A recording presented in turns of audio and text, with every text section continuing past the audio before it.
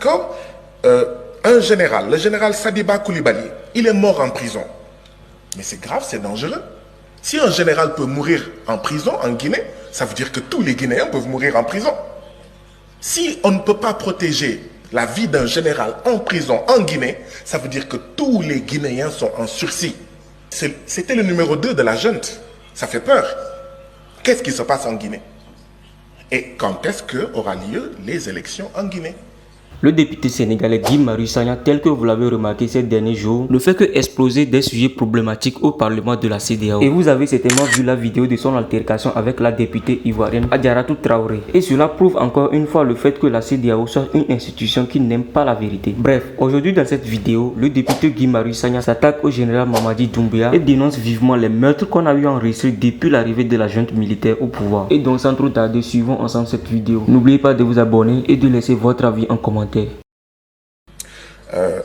Féliciter la Guinée et le Libéria. Mais je suis préoccupé par des choses. On parle d'au moins 47 morts entre le coup d'État de septembre 2021 et maintenant. 47 morts. Ah, j'aimerais pas que ça arrive dans mon pays. J'aimerais pas que ça arrive dans un autre pays. Et donc ça doit nous préoccuper. Et le rapport est muet sur cet aspect-là.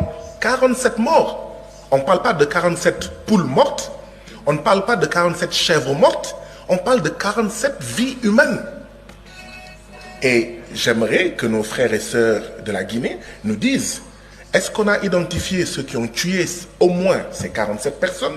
Est-ce qu'elles ont été sanctionnées, ces personnes qui ont commis ces crimes? Parce que si on ne les sanctionne pas, vous-même qui êtes assis ici, frères et sœurs de Guinée, vous êtes en sursis. Vous êtes en sursis, ou vos enfants, d'accord, vos frères, vos cousins, vos voisins sont en sursis. Donc j'aimerais que la délégation de Guinée nous dise comment est-ce qu'on peut tuer 47 morts, 47 personnes, 47 Guinéens. Et il y a beaucoup de manifestations qui sont réprimées, dont une manifestation, la manifestation contre la récurrence des coupures d'électricité dans un village. Et on réprime comme ça les gens. D'accord? Un général, le général Sadiba Koulibaly, il est mort en prison. Mais c'est grave, c'est dangereux. Si un général peut mourir en prison en Guinée, ça veut dire que tous les Guinéens peuvent mourir en prison. Si on ne peut pas protéger la vie d'un général en prison en Guinée, ça veut dire que tous les Guinéens sont en sursis. Et ça pose les problèmes des conditions carcérales. On dit qu'il a eu un traumatisme psychosocial, etc., qui a poussé à une crise cardiaque. Mais ce traumatisme-là, les gens ne le voyaient pas. Donc ça veut dire que les prisonniers guinéens n'ont pas en fait de médecin qui puisse voir que celui-là, il est en train de mourir et que ça conduit à une crise cardiaque. C'est quoi les conditions carcérales en Guinée? D'accord? Et c'était le numéro 2 de la junte. Ça fait peur. Qu'est-ce qui se passe en Guinée? Et quand est-ce qu'aura lieu les élections en Guinée? Les efforts, nous les notons, mais quand est-ce qu'aura lieu l'élection, d'accord, présidentielle en Guinée? Le cas de la Guinée, je pense qu'il faut aller en Guinée. Je pense qu'il faut aller, que la CEDEAO aille en Guinée.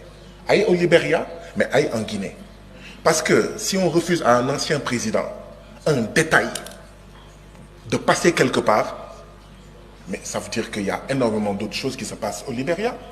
Juste, il faut passer ici, là, on te refuse ça, parce que tu es un ancien président.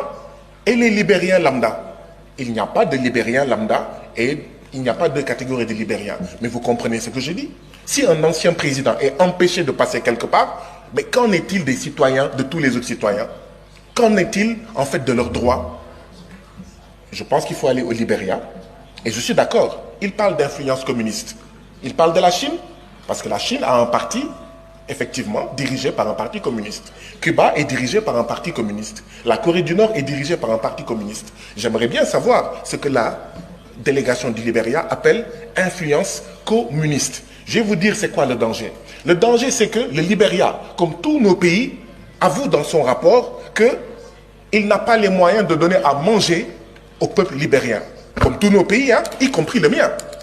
Il est en train de dire la guerre en Ukraine, le Hamas, Israël, etc. va compromettre la disponibilité des aliments. Ça veut dire que le Libéria ne peut pas nourrir son pays. Le Libéria n'a pas la souveraineté alimentaire, comme mon pays, le Sénégal, n'a pas la souveraineté alimentaire. C'est ça le danger. Le danger, ce n'est pas un ancien président auquel on interdit de passer quelque part. Oui, paix, sécurité, mais souveraineté. S'il n'y a pas de souveraineté, il ne peut pas y avoir de paix. S'il n'y a pas de justice, il ne peut pas y avoir de paix. L'Église d'ailleurs a des commissions qu'on appelle justice et paix. Justice et paix. Sans justice, pas de paix. Si on ne respecte pas les droits de nos concitoyens, des peuples de nos 15 pays, il ne peut pas y avoir de paix. Il ne peut pas y avoir de sécurité. Le danger, ce n'est pas l'opposant. Le danger, l'ennemi, le démon, ce n'est pas l'ancien président. C'est notre capacité, notre incapacité à donner à manger, donner la santé à nos populations. Vous parlez de quelle fistule, chers frères et sœurs du Libéria? Parce qu'il y a plusieurs types de fistules. Vous parlez de quelle fistule? Est-ce que ce sont les fistules qui arrivent aux femmes parce que, d'accord, elles ont eu en fait des grossesses, etc. À mon avis, il faut préciser le type de fistule. Parce qu'il y a différents types de fistules qui permettent de savoir quel est le problème de santé qui est en amont et qui cause en fait la fistule. Voilà ce que je voulais dire. Je m'accorde avec l'honorable Willan. 2 ou 3 minutes, c'est très peu. Mais voilà, si on avait les rapports, peut-être même qu'on pourrait faire des éléments écrits qui nous permettraient de gagner du temps sur notre temps de parole. Je m'excuse de m'être présenté ici comme ça. Ma valise a été égarée par Askai et je pense que nos services également doivent veiller à cela. Merci beaucoup, Président.